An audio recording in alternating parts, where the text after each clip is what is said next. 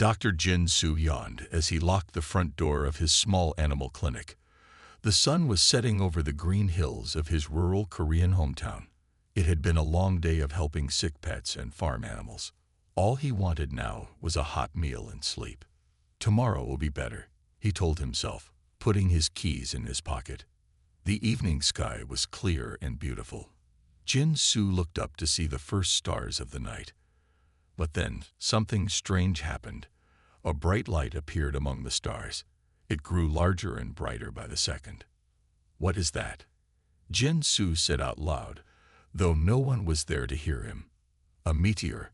The light was moving too strangely to be a falling star. It zigzagged across the sky, leaving a trail of blue-green light behind it. Then, to Jin Su's shock, the object slowed down and descended toward Earth, toward his clinic. Jin Su's heart raced. He should run. He should hide. But his feet wouldn't move. His eyes were fixed on the glowing object as it came closer. The strange craft, for it was clearly some kind of vehicle, was about the size of a small car. It hummed with an odd musical sound as it landed gently in the field behind Jin Su's clinic. Steam rose from its metal skin, which gleamed like mother of pearl in the fading light. "This can't be happening," Jin Su whispered. A door opened on the side of the craft. Light poured out from inside. Jin Su squinted, raising his hand to shield his eyes. A figure stepped out. It was tall, taller than any human Jin Su had ever seen. Its skin was blue, almost glowing in the twilight. The being wore simple clothes that looked like they were made of some kind of metal fabric. Jin Su gasped when he saw what the blue being was carrying. In its arms was a creature that looked like a bird, similar to a parrot, but covered in scales instead of feathers. The scales shimmered with all the colors of the rainbow. The bird-like creature was clearly hurt. Its eyes were half closed, and a clear liquid dripped from a wound on its chest. The blue being looked around frantically until its eyes, 3 of them, Jin Su noticed with a shock, found the vet. The alien rushed toward him. Jin Su wanted to run, but something in the alien's desperate movements stopped him. "Help," said the alien in a strange, echoing voice. It was using some kind of device around its neck to speak. "Please help Miri. She is hurt. I am Tahoe. We come in peace." Jin Su stared at the injured creature.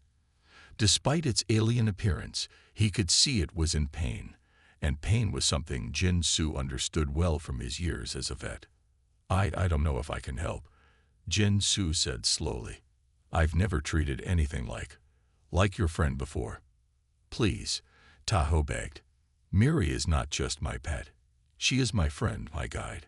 She speaks for me when my translator fails. Without her, I am lost here." As if responding to her name, the parrot-like creature opened her eyes. They were golden, with vertical pupils like a cat's. "Human, kind." The creature named Miri whispered in perfect Korean, her voice weak but clear. Jin Su's jaw dropped. The bird could talk, and in his language. "She learns languages quickly," Tahoe explained. "But her voice organ is damaged. She is bleeding inside."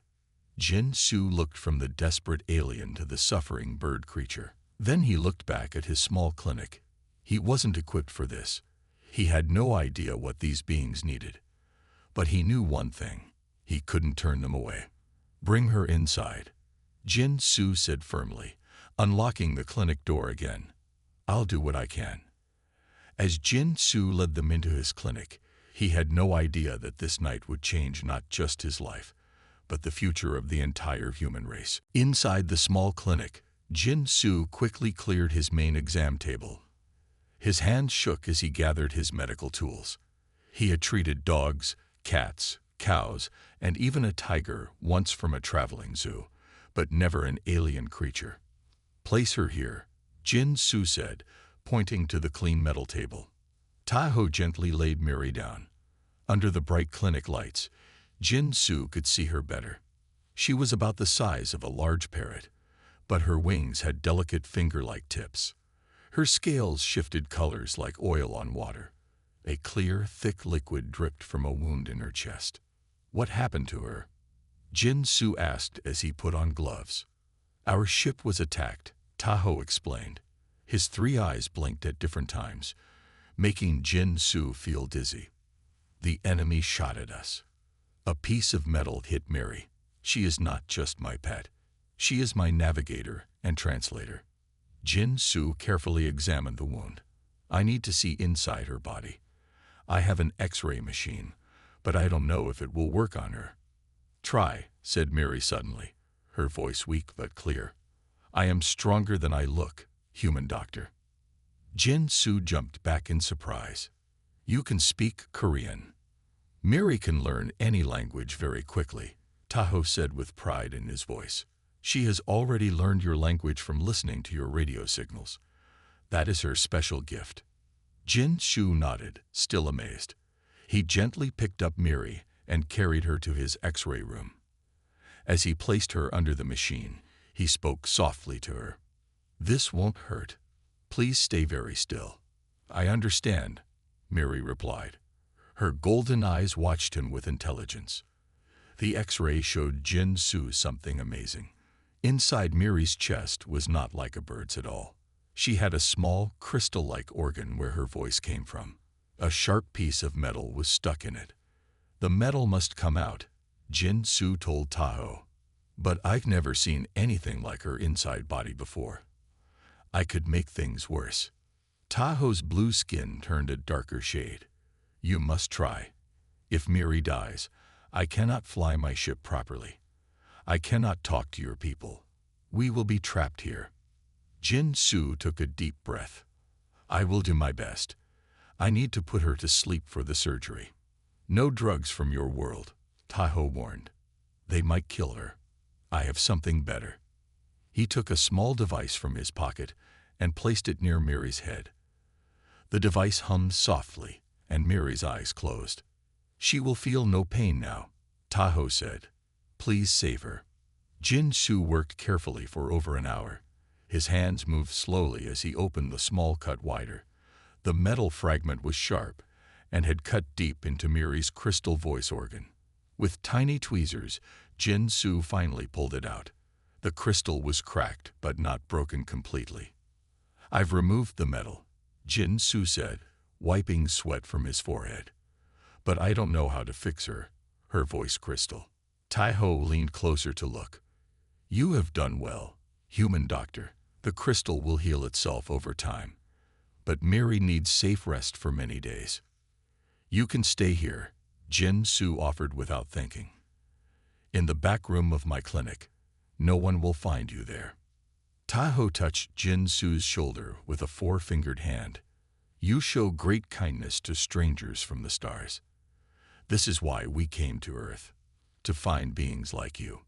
Jin Su felt a chill run down his spine. What do you mean? Why are you really here?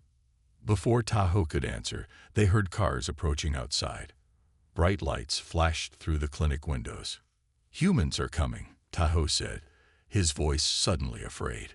Not all humans are kind like you. Jin Su looked outside and saw black cars with official markings. Men in dark suits were getting out. Quick, Jin Su whispered. Take Miri and follow me. I know where to hide you. As Jin Su led his new alien friends to a hidden back door, he wondered what he had gotten himself into.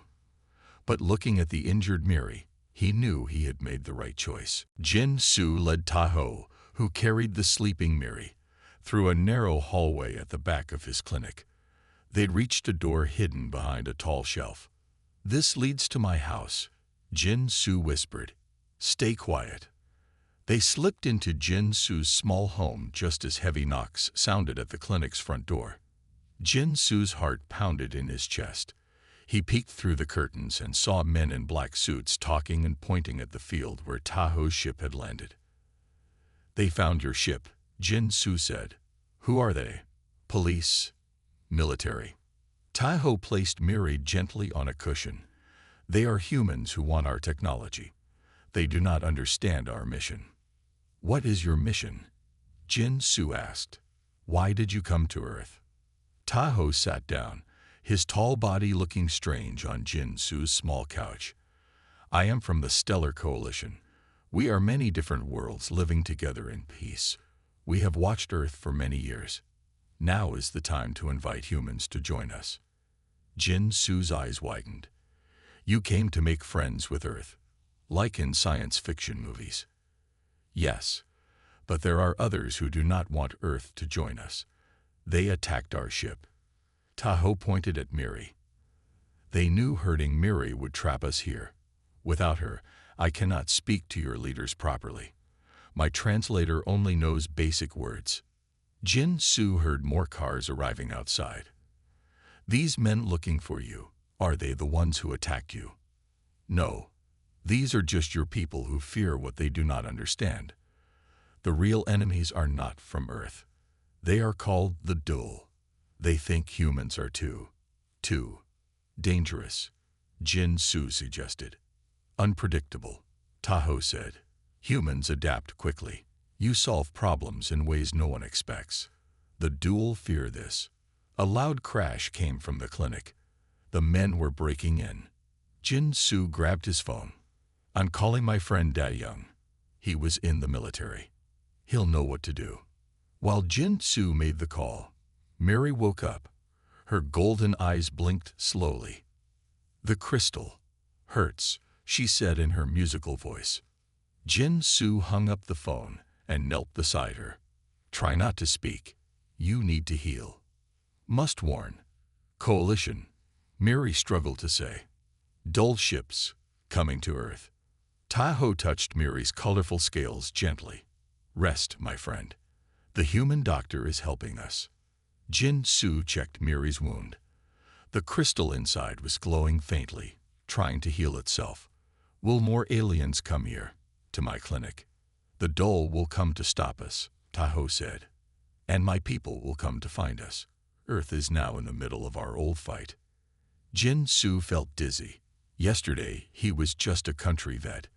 Now he was in the middle of an alien conflict that could change the future of Earth. Footsteps sounded on the path between the clinic and his house. The men in black were coming closer. "My friend Da Young is coming," Jin Su said, "but we need to leave now." "Is Miri strong enough to move?" "I can move," Miri said, struggling to stand on her clawed feet. "The human is kind, Tahoe. The Coalition was right about Earth." Tahoe nodded. "Some humans are kind. Others fear us." Just then, the back door opened. Jin Su raised a broom to defend his alien friends, but it was only Da Young, a strong man with a serious face. "Jin Su, what have you gotten yourself into?" Da Young asked, staring at Tahoe and Miri with wide eyes. "The government is looking for a fallen satellite. But this is no satellite, is it?" "They need our help," Jin Su said. "Please, Da Young." Da Young looked from Jin Su to the aliens, then nodded. "My truck is out back, but we need to hurry. Those men will be here any minute." As they hurried to escape, Jin Su realized his simple life was over. Now he was part of something much bigger, something that might change the whole world. Da Young's old truck bumped along a narrow dirt road. Jin Su sat in the passenger seat while Tahoe crouched in the back, holding Miri carefully. They had escaped just in time. Through the rear window, Jin Su could see lights from many cars at his clinic. "Where are we going?" Jin Su asked his friend. "My grandfather's old house in the mountains," Da Young replied, his eyes on the dark road. "No one goes there anymore. You'll be safe there." Jin Su looked back at Tahoe. The blue alien was staring out the window at the night sky. He seemed worried. "Are you okay?" Jin Su asked. "I am looking for signs of Dull ships," Tahoe answered.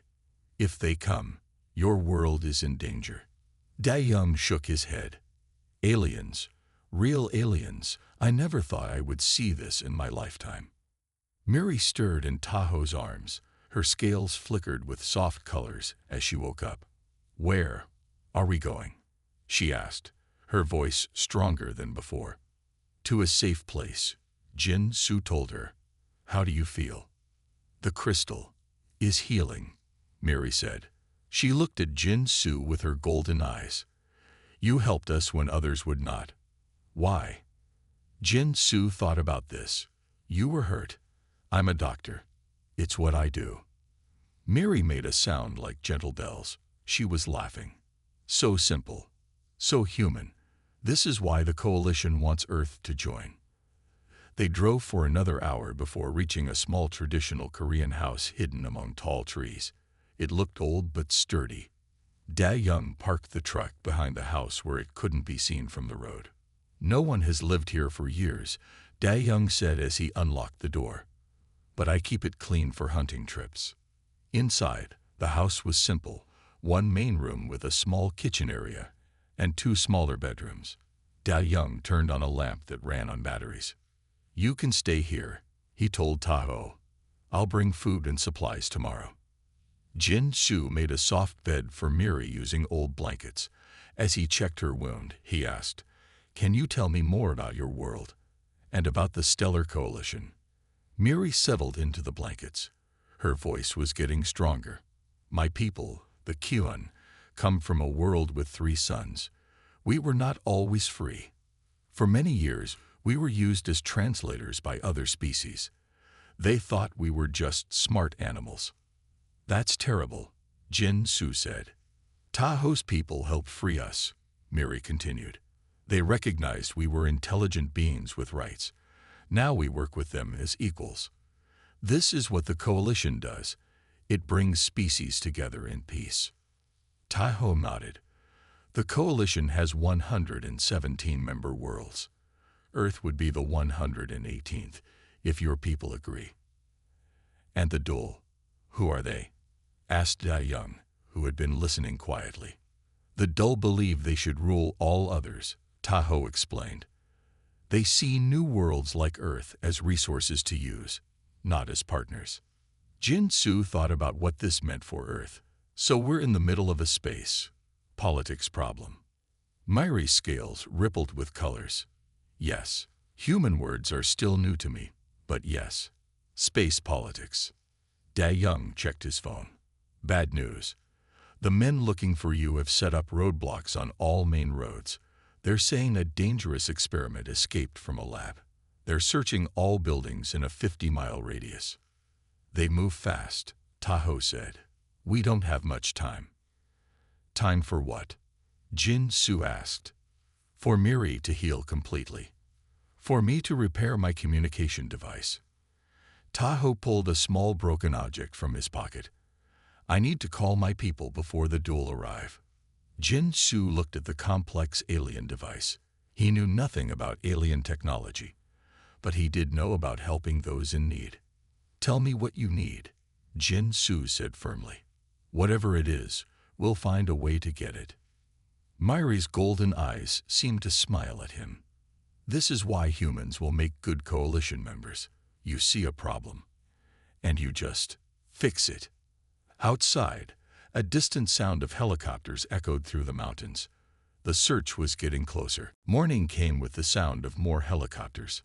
Jin Su woke up on the floor beside Miri's makeshift bed. The alien bird was sleeping peacefully, her scales glowing softly in the early light. Da Young burst through the door. We have trouble, he said. There are soldiers in the village below. They're showing pictures of strange lights in the sky. Someone must have seen Taho's ship landing. Taho looked up from the corner where he had been working on his broken communication device all night. How close are they? Maybe 2 hours away if they come up the mountain, Da Young said. They have dogs with them. Jin Su checked on Miri.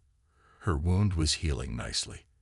The crystal inside her chest glowed more brightly than yesterday. Miri, can you travel? Jin Su asked gently. The alien bird opened her golden eyes. Yes, doctor. My voice is stronger now. She made a series of beautiful sounds to prove it. I can help Taho speak to your people if we are caught. We won't be caught, Jin Su said firmly. But we need a plan. Da Young pulled out a map of the mountain. There's an old mine shaft about 3 miles from here. It goes deep into the mountain. We could hide there. Taho shook his head. No. Underground, I cannot send signals to my people. We need to be on high ground, open to the sky." Just then, they heard the sound of a vehicle coming up the dirt road. Everyone froze. "That's not a military vehicle," Da Young said, peeking through the window. "It's a black car. Government agents." Jin Su's heart raced. How did they find us so quickly? They must have tracked my phone, Da Young realized. I should have turned it off. Tahoe quickly gathered his tools. "We must leave now." Jin Su carefully picked up Miri and placed her in a small backpack, leaving it open so she could breathe. "Stay quiet, Miri. We'll get through this." Da Young grabbed his hunting rifle from above the door. "I'll create a distraction. You two go out the back and head uphill. There's a lookout point about 5 miles up. You'll have a clear view of the sky there." "You'll be arrested," Jin Su protested. "I'm just a confused hunter who saw strange lights." Da Young smiled. "They can't prove anything. Now go." Jin Su and Tahoe slipped out the back door as the black car stopped in front of the house. From the trees, they watched as 5 men in dark suits approached. Commander Ki-jun, a stern-looking man with sharp eyes, led them. "Is that the leader of your world?" Tahoe whispered. "No," Jin Su whispered back. "Just someone who thinks he knows what's best for everyone." They heard Da Young's loud voice from the house, pretending to be drunk and confused. The distraction was working. Jin Su and Tahoe moved deeper into the forest, climbing steadily uphill. After an hour of difficult hiking, they stopped to rest. Jin Su checked on Miri in his backpack. "How are you doing?" he asked. "Better," Miri chirped. "The crystal is almost healed. Soon, I can help Tahoe call our people." She looked at Jin Su with her wise eyes. "You risk much for strangers, human doctor." Jin Su smiled. "Maybe on Earth we're strangers, but among the stars, we're all just neighbors who haven't met yet." Tahoe put his 3-fingered hand on Jin Su's shoulder. "This is why the coalition wants Earth to join. This wisdom." Their moment of peace was broken by the sound of dogs barking in the distance. The search teams had found Da Young's house and were now on their trail. "We must keep moving," Tahoe said urgently. Jin Su nodded, securing the backpack with Miri inside. "The lookout point is still a few hours away. We need to hurry." As they continued their difficult climb, Jin Su wondered about the consequences of his choices. He was now running from his own government, helping aliens, and possibly changing Earth's future forever. But looking at Miri's trusting eyes and Tahoe's determined face, he knew he was doing the right thing. Jin Su and Tahoe climbed higher into the mountains. The path was rough and steep. Jin Su's legs hurt, but he kept going. Miri rode in the backpack, quiet but alert. "We should rest," Tahoe said after 3 hours of climbing. "The human needs water." They stopped beside a small stream. Jin Su drank deeply, then sprinkled some water on his hot face. The sound of dogs barking had faded, but he knew the hunters were still following them. "How much farther to the lookout point?" Jin Su asked, catching his breath. 2 more hours, Tahoe said, looking at the sun. "We must be there before dark." Jin Su took Miri out of the backpack to check her wound. The alien bird stretched her colorful wings. Her scales flashed like rainbows in the sunlight. "Your crystal looks much better," Jin Su told her. "Yes," Miri said. "I can speak clearly now." Her voice was musical and full. "I want to tell you my full story, human doctor. You deserve to know who you are helping." Jin Su sat on a rock, listening carefully as Miri began to speak. "My people, the Kuan, were not always respected," she said. "For thousands of years we were kept in cages. Powerful beings used us as living translators because of our gift for languages." "Like slaves?" Jin Su asked sadly. "Yes, we were not seen as thinking beings with souls. We were just tools." Miri's scales darkened with emotion. "Then Tahoe's people discovered us. They were the first to recognize us as equals. Tai-Ho nodded. My world learned a harsh lesson from this. We had been using the Kion without questioning if it was right. When we realized the truth, we helped free them. Now we work together, Miri continued. I chose to join Tai-Ho on diplomatic missions. We seek out new worlds ready to join the galactic community. And Earth is ready, Jin-Su asked. Yes, said Miri. Humans have a special quality that the Coalition values. What quality? You care across boundaries, Tai-Ho explained. Even across species. You helped us without knowing who we were. This compassion is rare in the galaxy. Jin-Su thought about this. But not all humans are compassionate. Some are chasing us right now. True, Miri said. But enough of you are good to make a difference. A distant sound made them all freeze. Helicopter blades whirred somewhere over the forest. We must keep moving, Tai-Ho said, gathering his things. As they prepared to leave, Jin-Su asked a question that had been bothering him. If Earth joins this coalition, what happens to us? Do we lose our freedom? Miri hopped onto his shoulder. No, every world keeps its ways. But all share knowledge, medicine, technology. No more war or hunger. Protection from threats like the Dual. The Dual want Earth's resources, Tai-Ho added. If they reach Earth first, they will not ask to join. They will take what they want. This worried Jin-Su, so Earth is in danger either way. Yes, Miri said simply. The galaxy has noticed Earth. You cannot go back to being alone among the stars. The helicopter sounds grew louder. They had to move now. I'm still not sure what to believe, Jin-Su admitted as they started climbing again. Trust your heart, Miri said. It led you to help us. Has it ever led you wrong? As they reached a steep cliff, Jin-Su stopped suddenly. Ahead of them stood Commander Ki-jun and 2 soldiers with guns. End of the road, Commander Ki-jun said. His voice was calm but firm. Hand over the aliens. Dr. Jin-Su. This is a matter of national security. Jin-Su stepped in front of Tai-Ho and Miri. They mean no harm. They're here to help Earth. That's not for you to decide, Commander Ki-jun replied. Some things are bigger than one person's choices. Jin-Su stood his ground. Yes, and some choices are bigger than one nation's fears. The commander's eyes narrowed. You've made your choice then. I have, Jin-Su said. I choose to protect them. Behind them, more soldiers appeared from the trees. They were surrounded. Lower your weapons, Commander Ki-jun ordered suddenly. The soldiers looked confused but obeyed. Jin-Su blinked in surprise. You're not arresting us. Not yet, said Commander Ki-jun. He looked at Tai-Ho and Miri with great interest. I need to understand what's happening first. One of the soldiers stepped forward. Sir, our orders were to. I know our orders, Commander Ki-jun cut him off. But I also know when to think for myself. He turned to Jin-Su. Tell me everything. Why are you helping these visitors? Before Jin-Su could answer, Miri flew from his shoulder and landed on a rock between the 2 groups. Her scales shimmered with bright colors.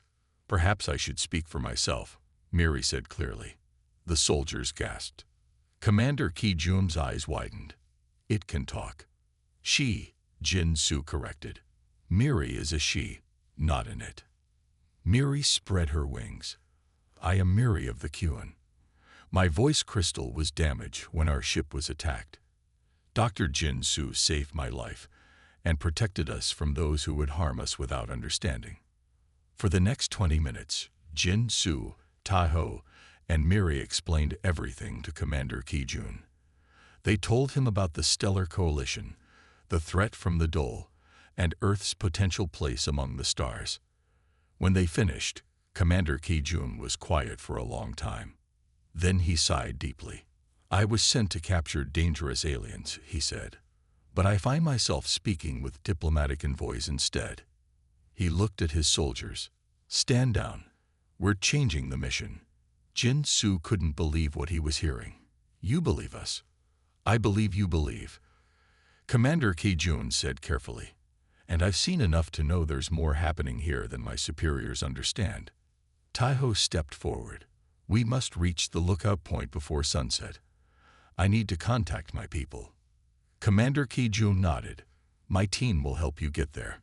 But I need promises in return. What promises? Jin Su asked. First, when other coalition representatives arrive, they speak to our government properly. No more secret landings. Second, I stay with you to represent Earth's interests until official contact is made. Miri flew to Commander Ki-jun and landed on his shoulder. Your terms are fair. You show wisdom, human commander. As they hiked toward the lookout point, Jin Su walked beside Commander Ki-jun. Why did you change your mind? Jin Su asked. Commander Ki-jun kept his eyes on the path. 20 years in military intelligence teaches you to recognize threats. These two aren't threats. He glanced at Miri. Besides, I had a pet parrot as a child. Never trusted anyone who would harm a bird. Jin Su smiled. Sometimes humans could surprise you. They reached the lookout point as the sun began to set. It was a flat area on top of the mountain with a clear view of the sky in all directions. Taiho immediately began setting up his repaired communication device. How long until your people can come? Commander Ki-jun asked. If they receive our signal, perhaps one day, Taiho answered, adjusting dials on his device. But the dole may be closer. Miri's scales darkened with worry. I sense something, she said, looking up. Something in orbit above Earth. Everyone looked up, but the sky was empty except for the first evening stars. What do you sense? Jin Su asked. Engines, large ones, not coalition design.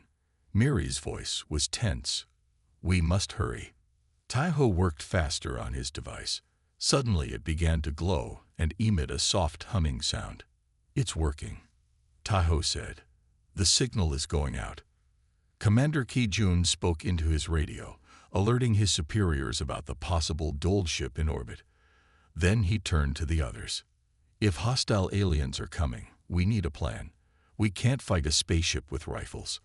Jin Su looked at Miri, now fully recovered thanks to his care. Maybe we don't need to fight. Maybe we need to show them something unexpected.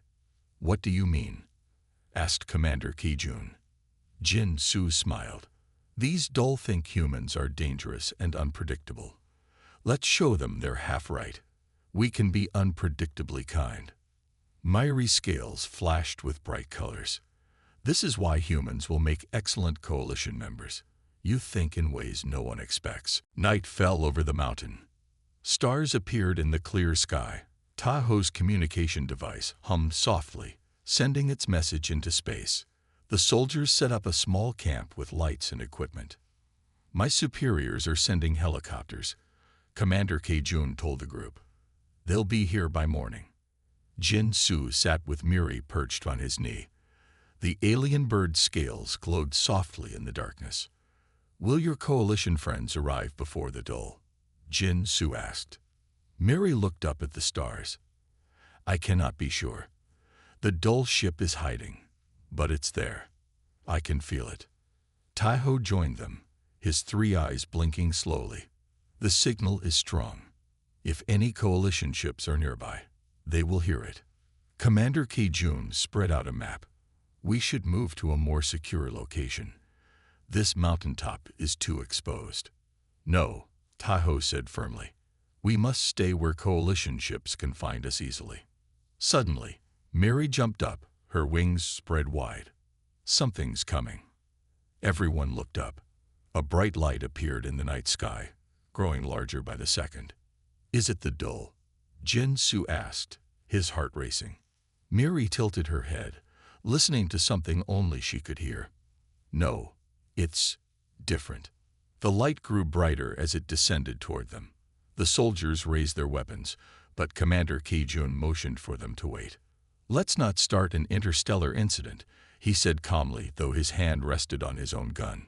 The light hovered above the mountaintop, then slowly landed about 50 feet away. It wasn't a ship like Tahoe's. It was a small, glowing sphere about the size of a car. A scout probe, Tahoe explained. From the Coalition. The sphere opened, and a beam of blue light shot out, forming a figure. It was a hologram of an alien similar to Tahoe but older, with markings on its blue skin. "Greetings, Tahoe," the hologram said in a deep voice. "We received your signal." "Elder Su-min," Tahoe bowed slightly. "Our mission encountered complications." Jin Su stared in wonder at the hologram. A real alien elder, talking right in front of him. Elder Su-min's 3 eyes looked at the humans. "I see you have made contact with the local species."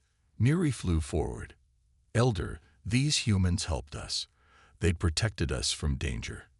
They have proven themselves worthy of Coalition membership." The elder's eyes focused on Miri. "You were injured, Yum-kyun." "Yes," Miri replied. "The human doctor saved my life. He removed metal from my voice crystal." Elder Su-min seemed impressed. "A human healed a Kyun. Remarkable." He turned to Jin Su. "Step forward, human healer." Jin Su nervously stepped into the blue light. "I'm Jin Su. I'm just a veterinarian, an animal doctor." "Yet you helped beings not from your world," the elder said. "This confirms what we hoped about humans. You see past differences." Commander Ki-jun stepped forward as well. "I am Commander Ki-jun. I represent Earth's interests here." The elder nodded respectfully. "A warrior and a healer. Good representatives of humanity." Suddenly, Miri's scales flashed with alarm. "The duel. They're coming." A red light appeared in the sky, descending fast toward them. "The duel must have detected our transmission," Tahoe said urgently. Elder Su-min's hologram flickered. "Our main ship is still hours away. The duel must not be allowed to harm these humans." Jin Su looked at Miri, then at Commander Ki-jun. "We need to show them humans aren't a threat." "How?" Commander Ki-jun asked. "They're coming to destroy us." Jin Su thought quickly. "Miri, can you speak their language? Can you talk to them?" "Yes," Miri said. "But the duel don't listen to words. They only respect power." Jin Su smiled as an idea formed. "Then let's show them a different kind of power." The red light grew larger as the duel ship approached. It was dark and spiky, nothing like the smooth Coalition designs. "What's your plan, Doctor?" Commander Ki-jun asked, his voice tense. Jin Su put Miri on his shoulder and stood tall. "Sometimes the strongest thing isn't a weapon. It's standing your ground and showing compassion." As the dull ship hovered above them, Jin Su took a deep breath. The final test was about to begin. The dull ship hovered above them, dark and threatening. Commander Ki-jun's soldiers raised their weapons, though everyone knew they would be useless against a spaceship. "What exactly is your plan?" Commander Ki-jun asked Jin Su. "Trust me," Jin Su replied. He turned to Miri. "Can you translate for me? I want to speak to the duel." Miri nodded. "I will try, but they may not listen." A beam of red light shot down from the dull ship, and a figure appeared.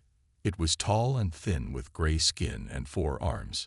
Its face had no nose, just small breathing holes, and its eyes were large and black. "Stand aside, lesser beings," the dull said in a cold voice that Miri translated. "We have come for the Coalition representatives." Jin Su stepped forward with Miri on his shoulder. Commander Ki-jun tried to stop him, but Jin Su gently pushed his hand away.